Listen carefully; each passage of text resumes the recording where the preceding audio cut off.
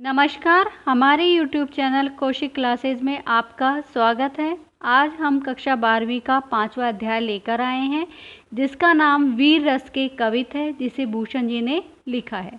तो भूषण जी के बारे में मैं आपको जानकारी दूंगी, साथ ही उनके पद का अर्थ समझाऊंगी। तो चलिए हम भूषण जी के बारे में जानते हैं कि भूषण जी का जन्म सन 1613 ईस्वी में हुआ था।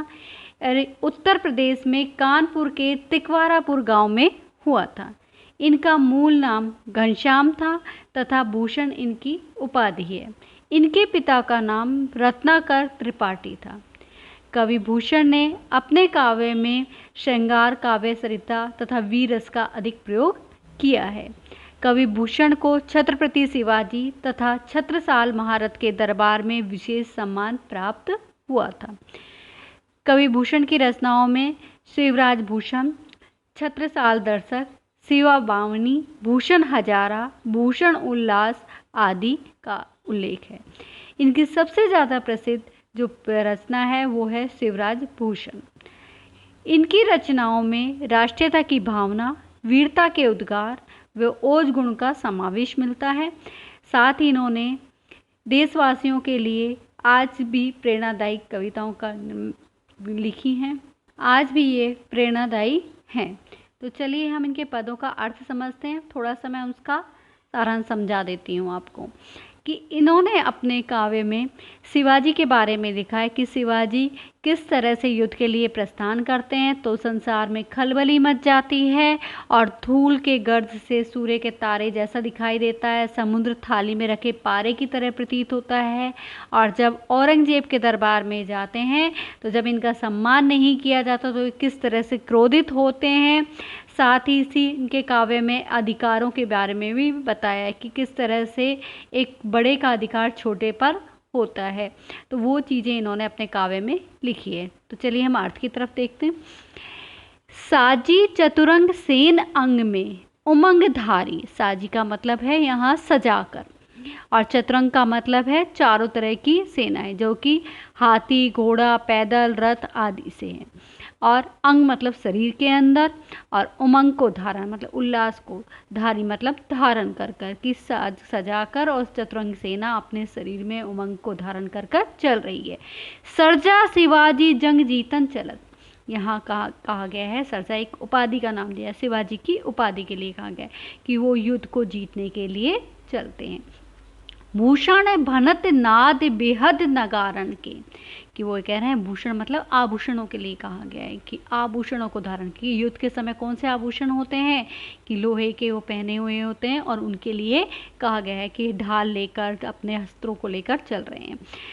भनत नाद, और बहुत तेज आवाज़ हो रही है, नाद मतलब नगाड़े बज रहे हैं, और बेहद का मतलब बहुत तेज, नगारन का मतलब नगर के अंदर बहुत तेज आवाज़ हो रही है नगाड़ों की, क्योंकि युद्ध के लिए बिगुल बजा दिया है। नंदी नद मद गैबरन के रलत है, और वह यहाँ कहा गया है रैलत का मतलब है कि मिल जाना, रलत का मतलब है मिल जाना, और गैबरन का मतलब है मस्त हाथी, कि वहाँ पर जो हाथी हैं वो मस्त होकर वहाँ पर चले जा रहे हैं और चलते चले जा रहे हैं और धूल उड़ रही है।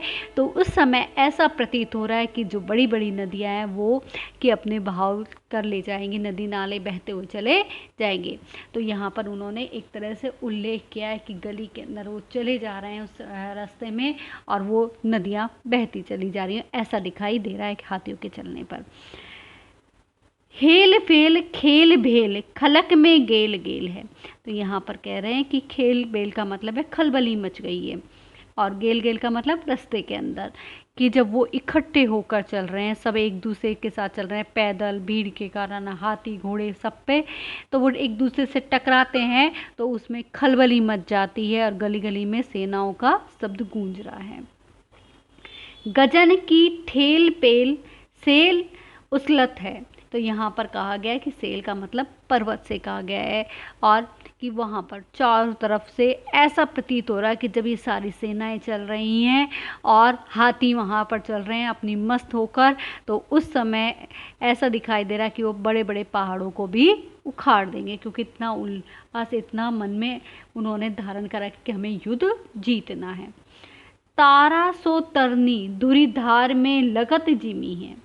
तारा सो तरनी, तरनी मतलब सूर्य, धूरीदार मतलब धूरीदार, धूल मिट्टी उड़ रही है, कि धूल मिट्टी इतनी उड़ रही है कि सेना जब चलती है तो अत्यधिक धूल उड़ रही है, और वो धूल ऐसे लग रहा है जैसे गुब्बारे की तरह हो, और उस गुब्बारे में जो सूर्य है वो धुंधला दिखाई दे रहा है, और वो एक छोटे से तारे की तरह दिखाई दे रहा है। धारा पर पारा पारावार हो हलत है। तो यहाँ पर कहा है कि उन्होंने बताया कि अपनी धुन में इस तरह से चलते चले जा रहे हैं, और जब धूल उड़ रही है तो जो समुद्र है, पारावार का मतलब होता है समुद्र के लिए, कि समुद्र में भी जो पानी है वो एक छोटा सा दिखाई दे रहा है, एक थाली के समान। धारा का मतलब थाली के समान दिखाई, कि थाली के पारे के समान दिखाई दे रहा है। सबन के ऊपर ही ठाडो रहीबे के जोग है, कि यहाँ पर उस समय की बात है जब औरंगजेब के दरबार में जाते हैं शिवाजी, तब वो उनके लिए कह रहे हैं कि सबसे ऊपर रहने का योग है, क्योंकि शिवाजी बहादुर हैं और हर मुगलों का नाश करने वाले हैं, तो इसी वजह से उन्होंने कहा कि सबसे ऊपर रहने का योग है। ताही खरो कियो 6,000 की नियर, और तब भी उन्हें कहाँ पर खड़ा किया? 6,000 के लोगों के बीच में, मतलब साधारण जो राजा वहाँ पर खड़े थे, सरदार खड़े थे, उनके साथ उन्हें, हजारों जो सरदार खड़े उनके साथ उन्हें खड़ा कर दिया राजाओं के साथ। जानी गैर मिसल गुसेली गुस्सा धारी मन में। गैर मिसल का मतलब होता है अनुचित, और गुसेल का मतलब होता है क्रोधित, और गुस्सा मतलब क्रोध में हो गए, और धारी मतलब धारण करना, और मन के अंदर, कि उन्होंने इस बात को सोचा कि मुझे यहाँ साधारण लोगों के बीच में खड़ा किया, तो उन्हें गुस्सा आ गया बहुत तेज, और वो गुस्से में और ज़्यादा क्रोधित हो गए। कीनो ने सलाम न बचन बोले सियरे, और सियरे मतलब शीतल, न ही तो उन्होंने किसी को सलाम किया और न ही शीतल वचन बोले किसी से। भूषण भनत महावीर बलकन लागो, बलकन का मतलब है जोश में, जोश में का मतलब कि बहुत तेज गुस्से में आ गए थे और वो जोश में बोलने लगे। यहाँ पर कवि भूषण बता रहे हैं कि वो इतना, उनको जब अपना अपमान महसूस हुआ तो वो इतनी जोश में आ गए और वो गुस्से में बोलने लगे। सारी पातशाही के उड़ाए गए जीरे, और जब वो इतने ज़्यादा क्रोध में हुए तो वहाँ पर जो सारे बादशाह थे वो एकदम में डर गए, और जीरे मतलब हृदय में, कि उनका हृदय इस तरह से हो गया और वो डर गए।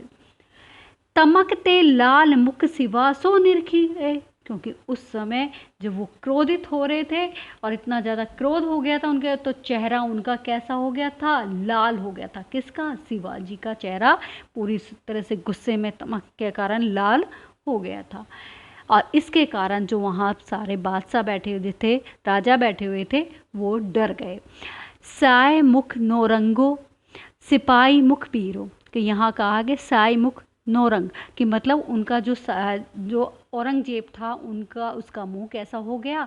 काला पड़ गया, और जो वहाँ पर सारे राजा बैठे थे, उसके दरबारी थे सारे, उनका मुख पीला पड़ गया। कहने का तात्पर्य यह है कि यहाँ पर जब शिवाजी क्रोधित हुए तो उस समय जहाँ मुगल बैठे हुए थे और उस समय औरंगजेब थे, वो औरंगजेब का तो मुंह काला पड़ गया और औरों का पीला पड़ गया। किसके कारण? डर के कारण। इसका शेष भाग हम अगली वीडियो में पढ़ेंगे। धन्यवाद।